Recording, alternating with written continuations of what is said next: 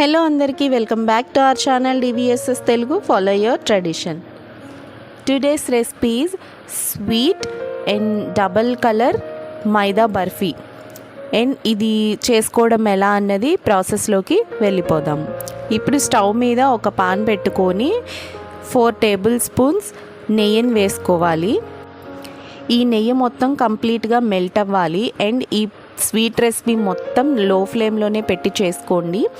Once నెయ్యి అనేది కంప్లీట్గా మెల్ట్ అయిన తర్వాత దీనిలో 1 కప్ మైదాని వేస్తున్నాను. నేను ఇక్కడ ఏ కప్తో తీసుకున్నానో అదే కప్తో అన్ని క్వాంటిటీస్ చెప్తున్నా. మీరు చేసుకునేటప్పుడు ఏ కప్తో తీసుకుంటారో అదే కప్తో అన్ని క్వాంటిటీస్ తీసుకోండి. ఇప్పుడు ఈ మైదా మొత్తం ఇక్కడ చూపిస్తున్నట్టుగా నెయ్యిలో మంచిగా మెల్ట్ అయ్యి ఇలా రావాలి. కన్సిస్టెన్సీ అన్నది నెయ్యి మొత్తం బాగా పట్టేయాలి మైదాకి. ఇలా వచ్చిన తర్వాత మనం దాన్ని తీసి పక్కన పెట్టేసి ఇప్పుడు అదే స్టవ్ మీద ఇంకొక పాన్ పెట్టుకొని 1 కప్ పంచదారని వేసుకోవాలి. ఆ పంచదారకి 1/2 కప్ వాటర్ని వేసుకోవాలి. ఇప్పుడు ఈ పంచదార అన్నది లైట్గా తీగపాకం అన్నది రావాలి. లేత తీగపాకం అని వచ్చేంత వరకు ఉంచాలి. ఇలా మంచిగా బాయిల్ అవుతున్నప్పుడు చిటికెడు యాలకుల పొడిని కూడా వేసుకోండి. వీడియో అన్నది నా దగ్గర స్కిప్ అయింది.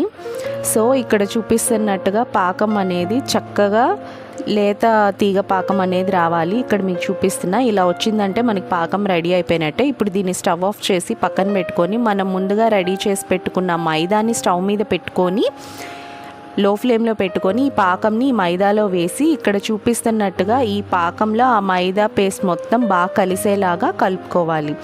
మొత్తం కంప్లీట్ ప్రాసెస్ లో ఫ్లేమ్లో పెట్టుకొని చేసుకోండి. ఇక్కడ చూస్తున్నారు కదా చక్కగా పాకంలో ఆ మైదా అన్నది మొత్తం బాగా కలిసిపోయింది. ఇప్పుడు దీనికి కొంచెం యాలకుల పొడిని వేసుకోండి. నా దగ్గర వీడియో అన్నది స్కిప్ అయింది. అండ్ 1 స్పూన్ మిల్క్ పౌడర్ని వేసుకోండి. ఈ మిల్క్ పౌడర్ని కూడా బాగా కలిసేలాగా మొత్తం కలుపుకోవాలి.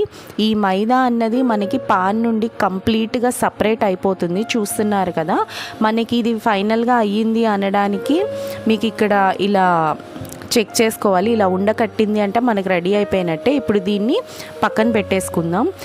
మనం అలా పక్కన పెట్టుకున్న దాంట్లో కొంచెం తీసుకొని వేరే పాన్లో మీకు నచ్చిన ఫుడ్ కలర్ని ఏదైనా యాడ్ చేసుకోండి. ఇక్కడ నేను రెడ్ ఫుడ్ కలర్ యాడ్ చేస్తున్నా. దీన్ని బాగా కలిసేలాగా ఈ మైదా పేస్ట్కి కలర్ని పట్టించి దీన్ని పక్కన పెట్టేసుకుందాం. ఇప్పుడు ఏదైనా ఒక కేక్ మౌల్డ్ కానీ లేదంటే ఏదైనా ఒక ట్రేని తీసుకొని దాన్ని చక్కగా నెయ్యితో గ్రీస్ చేసుకొని మనం రెడీ చేసి పెట్టుకున్న ఈ మైదా పేస్ట్ని ఇందులో వేసుకోవాలి. వేసుకున్నాక మొత్తం ట్రే మొత్తం అయ్యేలాగా స్ప్రెడ్ చేసుకోవాలి. అండ్ దీనిపైన సెకండ్ లేయర్ని కూడా మనం ఫుడ్ కలర్ వేసుకుని సెకండ్ లేయర్ని కూడా వేసుకొని ఈవెన్గా స్ప్రెడ్ చేసుకోవాలి. ఈ ప్రాసెస్ అంతా ఫాస్ట్గా చేసుకోవాలి, లేదంటే గట్టి పడిపోతుంది మనకి. క్విక్గా ఈ ట్రేలోకి వేసుకొని మొత్తం ఇక్కడ చూపిస్తున్నట్టుగా సెట్ కంప్లీట్ చేసిన తర్వాత ఈ ట్రేని మనం పక్కన పెట్టేసుకొని 2 లేదా 3 గంటలు ఖచ్చితంగా పక్కన వదిలేసుకోవాలి. 2-3 గంటల తర్వాత నేను మీకు చూపిస్తున్నాను. ఇలా చాక్ సపోర్ట్తో 4 సైడ్స్ అడ్జస్ట్ ఇలా చేసుకొని ఏదైనా ప్లేట్ సపోర్ట్తో మనం చేసి పెట్టుకున్న మైదా బర్ఫీని సపరేట్ చేసేసుకోవాలి. మనం గ్రీస్ చేసుకున్నాం కాబట్టి ఈజీగా సపరేట్ అయిపోతుంది. మీకు ఇక్కడ ట్రే కూడా చూపిస్తున్నా. ట్రే కూడా ఏమీ అంటుకోలేదు.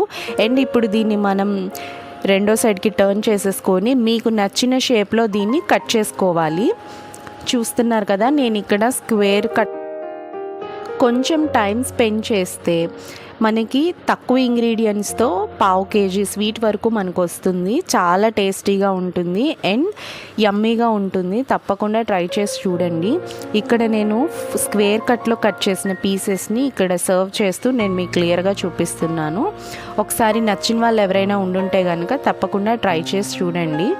అండ్ ఈ వీడియో కనుక మీకు నచ్చితే నా ఛానల్ని సబ్స్క్రైబ్ చేసుకోండి. అలానే లైక్ చేయండి, షేర్ చేయండి. పక్కనే ఉన్న బెల్ ఐకాన్ని క్లిక్ చేస్తే నేను వీడియో పెట్టగానే మీ వరకు నోటిఫికేషన్ వస్తుంది.